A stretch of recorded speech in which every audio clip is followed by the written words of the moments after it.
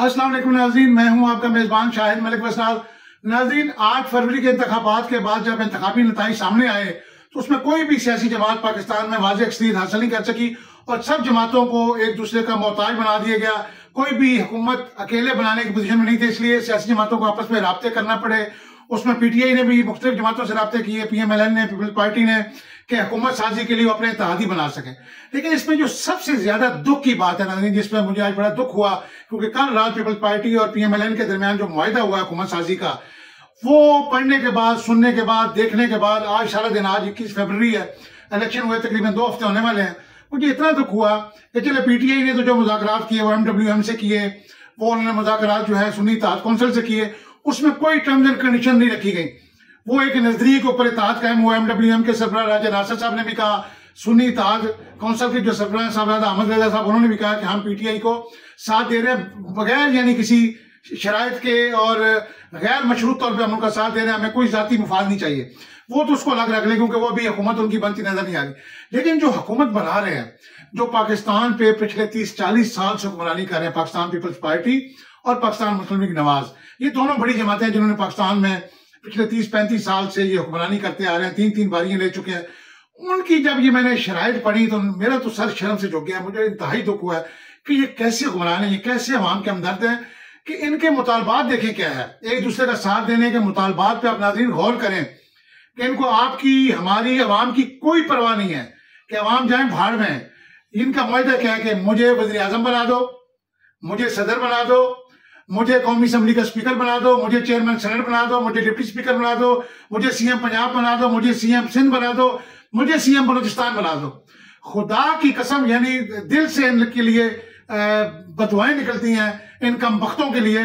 किसी एक सियासी जमात ने, इनमें से ये जो हुक्मरान पार्टी स्पेशल जो हुक्मरान इत्तेहाद बना है, किसी एक ने, आसिफ जरदारी ने, बिलावल भुट्टो ने, नवाज साहब ने, शहबाज साहब ने, मरियम बीबी ने, किसी एक ने कहा कि जी हम आपसे अलायंस करते हैं बशर्ते कि आप अवाम के लिए काम करेंगे, आप बिजली की कीमतें कम करेंगे, आप गैस की कीमतें कम करेंगे, आप महंगाई को कंट्रोल करेंगे, आप डॉलर को नीचे लाएंगे, आप पेट्रोल की कीमतें कम करेंगे, आप मुल्क के अंदर तालीम और सेहत की जो सहूलतें उनको आम करेंगे, गरीब आदमी के जो रोजमर्रा के मसाइल हैं वो हल करेंगे।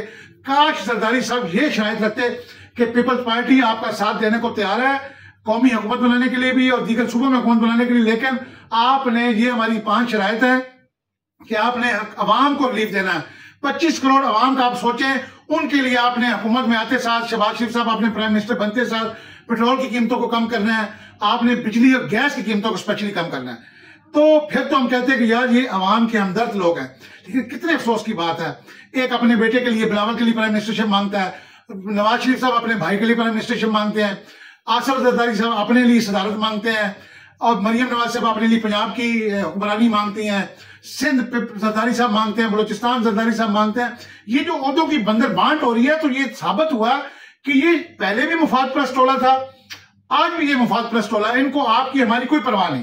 काश के नवाज शरीफ साहब या शहबाज शरीफ साहब ये शर्त रखे पीपल्स पार्टी के साथ कि हम आपको तमाम होते देंगे, हम आपको सदर पाकिस्तान भी बनाते हैं, हम आपको सिंध में भी सपोर्ट करते हैं, लेकिन आप हमारे साथ वजारतों में शामिल हों, आए मिलकर हम अवाम का दुख दर्द बांटे, हम अवाम के मसाइल हल करें। जो महंगाई की चक्की में सब पिस रहे हैं, जो 2 वक्त की रोटी खाने से मजबूर हैं, गैस की कीमतों ने, गैस के बिलों ने कौम का यानी कमर तोड़ दी है। इतने ज्यादा गैस के बिल हैं, बिजली तो बहुत सस्ती लगती है गैस के बिलों के सामने, फिर बिजली की कीमत, फिर पेट्रोल की कीमत, फिर आप अद्वियात को देख लें, आप खाने पीने की चीजों को देख लें, गंदम को देख लें, आटा, चीनी, घी, कोई भी चीज इस वक्त जो है ना वो सस्ती नहीं है, हर चीज अवाम की पहुंच से दूर हो रही।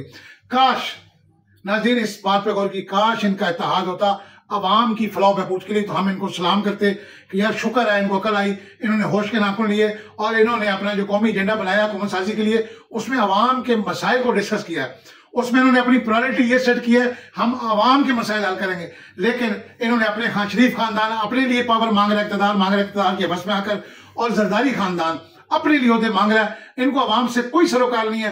ये कहते हैं, पंजाबी कहते हैं अन्ना वंडे रेवड़ियां तो मोड़ अपने, ये चाहते हैं जो ओहदा है हमारे घरों में आए। अब मुझे शर्म आती है, मुस्लिम लीग नून के अंदर इतने सीनियर पॉलिटिशियंस हैं, मगर क्या उनकी औकात है कि उनको पंजाब की CM-शिप भी नहीं दी जा रही उनको, यानी वो भी घर में, शहबाज शरीफ भी अपना भाई, मरियम भी अपनी बेटी, अभी पता नहीं और ओहदे कौन कौन से उनके खानदान में जाएंगे।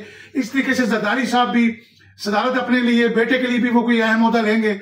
काश ये अवाम का दुख दर्द बांटते, खुद साइड पे बैठते, बिहाइंड द कर्टन बैठते और कहते कि इस दफा हम हुकूमत में कोई अहदा नहीं लेंगे, हम अपने पार्टी के जो सीनियर वर्कर्स हैं, सीनियर ऑफिस बेरर्स हैं, अहदेदार हैं, उनको हम इस दफा चांस देंगे, वो हुकूमत करें।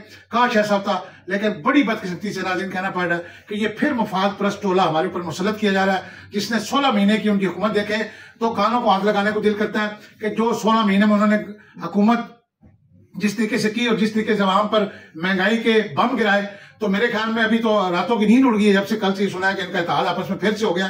तो ये तो अवाम की रही से कसर निकाल देंगे। अवाम खुदकुशी पहले से कर रही है, ये तो अवाम को जिंदा कब्र में दफन कर देंगे। लेकिन दूसरी तरफ हम इमरान खान को भी देखते हैं तो वो भी सियासी ताज बना रहे हैं, वो भी अपनी पूरी कोशिश कर रहे हैं। वो मौलाना फजल रहमान साहब के पास गए, वो मौलाना शिरानी साहब के पास गए, वो सुन्नी इत्तेहाद कौंसिल के पास गए, वो MWM के पास गए, लेकिन वहां कोई उहदों की बंदरबान नहीं हुई कि जी इमरान को प्राइम मिनिस्टर बनाए, मुझे सदर बनाया, मुझे कौमी असम्बली का स्पीकर बनाया, मुझे चेयरमैन सेनेट बनाया। उधर अभी तक उधर नजरिए की बात हो रही है कि हमने इन चोर डाकों के खिलाफ मिलकर हुकूमत में आना है और इनको सजाएं देनी है, धांधली को बेनकाब करना है, करप्शन को बेनकाब करना है। तो ये होता है नाज़रीन फर्क नजरिए का, मुफाद परस्ती का। तो उम्मीद है आपको ये मेरा प्रोग्राम पसंद आया होगा।